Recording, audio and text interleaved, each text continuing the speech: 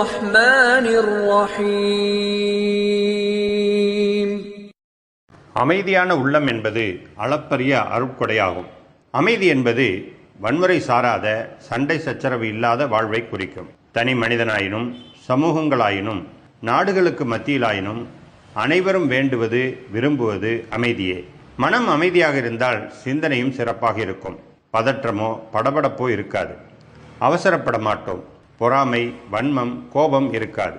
வன்முறையின் மீதும் தீவிரவாதத்தின் மீதும் இஸ்லாத்திற்கு எப்போதும் நம்பிக்கை இருந்ததில்லை.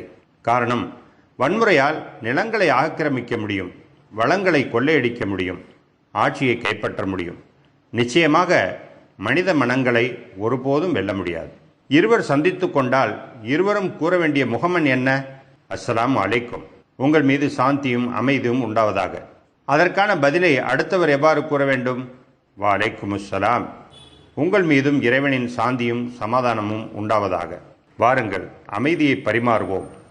அஸ்ஸலாமு அலைக்கும், உங்கள் மீது சாந்தியும் அமைதியும் உண்டாவதாக. அமைதி என்பது நிசப்தம் அல்ல. அமைதி என்பது ஓய்வல்ல. அமைதி என்பது வாய்மூடி இருப்பதல்ல. அமைதி என்பது வெறும் தியானம் அல்ல.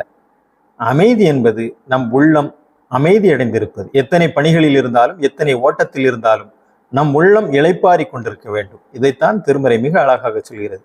உங்களுடைய உள்ளங்கள் அமைதி பெற வேண்டுமா? அதற்கான ஒரு அழகிய வழியை இஸ்லாம் சொல்லித் தருகிறது. இறைவனை நினைவு கூறுவதனால் மட்டுமே உள்ளங்கள் அமைதி அடைகின்றன. நம்முடைய உள்ளத்தை அமைதியாக வைத்திருந்தால்தான் நாம் செய்யக்கூடிய பணிகளில் சரியான முறையிலே ஈடுபாடும் கவனமும் நமக்கு இருக்கும்.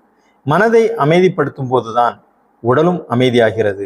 நம்முடைய பணிகளிலும் நிதானத்தை நாம் கடைபிடிக்க முடியும். நம்முடைய பணிகளிலும் நாம் நிதானத்தை கடைபிடிக்க முடியும். பதறிய காரியம் சிதறிவிடும் என்பார்கள். எனவே எதையும் நாம் அணுகும் போதும், சிந்திக்கும் போதும், செயல்படும் போதும் கொஞ்சம் நிதானமாகவும் அமைதியாகவும் நாம் இருக்க வேண்டும்.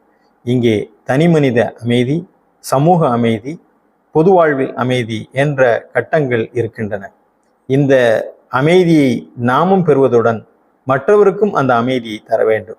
எங்கெல்லாம் நீதி குலைக்கப்படுகிறதோ, நீதி சிதைக்கப்படுகிறதோ, அந்த சமுதாயத்தில் அமைதியும் குலைக்கப்படும். நீதி நிலைநாட்டப்படக்கூடிய சமுதாயத்தில் தான் அமைதி மிளிரும். எனவே நாம் நீதியின் பக்கம் உரத்து நிற்பதும் வாய்மையின் பக்கம் சாய்வதும் தான் அமைதிக்கான வழி. இறைவனை நினைவு கூர்வோம். நம் உள்ளங்கள் அமைதி பெறட்டும். இஸ்லாம் என்ற வார்த்தையின் வேர் சொல் சலாம் என்பதாகும். சலாம் என்றால் அமைதி அடைதல், பாதுகாப்பு பெறுதல் என்பது இதன் பொருள். கணவன், மனைவி, பிள்ளைகள் அடங்கிய குடும்பத்தில் இறைவன் ஏவிய முறைப்படி அக்குடும்பத்தார் வாழும்போது ஒருவர் மற்றவரின் உரிமைகளை வழங்கி கடமைகளை நிறைவேற்றி வாழ்ந்தால் இல்லத்தில் அமைதி தவழும். பரஸ்பர அன்பும் விட்டுக் கொடுப்பும் நிலவும். குடும்பத்தில் அன்பு ஆட்சி செய்யும். والله جعل لكم من بيوتكم سكنا. மேலும் அல்லாஹ் உங்களுக்காக உங்கள் வீடுகளை அமைதியளிக்கும் இடங்களாக ஆக்கினான். الذين آمنوا ولم يلبسوا إيمانهم بظلم أولئك لهم الأمن وهم مهتدون. எவர்கள் நம்பிக்கை கொண்டு பிறகு தம் நம்பிக்கையை இணை வைப்பு எனும் அநீதியால் மாசுபடுத்தவில்லையோ அவர்களுக்கே உண்மையில் அமைதி உண்டு. மேலும் அவர்களே நேர்வழி அடைந்தவர்கள் ஆவார்கள். ألا بذكر الله تطمئن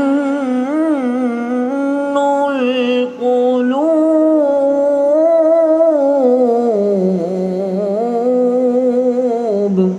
அறிந்து கொள்ளுங்கள், அல்லாஹ்வை நினைவு கூர்வதால் தான் உள்ளங்கள் நிம்மதி அடைகின்றன.